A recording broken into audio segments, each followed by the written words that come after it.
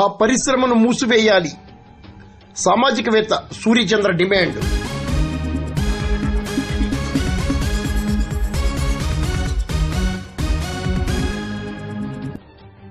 కాకినాడ జిల్లా గోకవరం మండలం గుమ్మలదొడ్డి గ్రామంలో అస్సాగో పరిశ్రమను తక్షణమే మూసివేయాలని సామాజికవేత్త పాటంశెట్టి సూర్యచంద్ర డిమాండ్ చేశారు.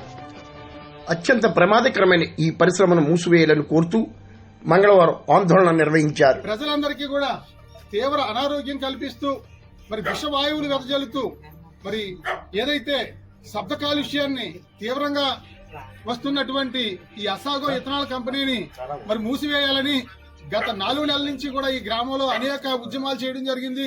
గత 2 నెలల క్రితం మరి మరోతి శివగణేష్ కాంగ్రెస్ పార్టీ ఇన్ఛార్జ్ మేము ఆమరణ నిరాహార దీక్ష చేసినా సరే ప్రభుత్వం నేటి వరకు స్పందించలేదు. జిల్లా కలెక్టర్ గారు కూడా 3 సార్లు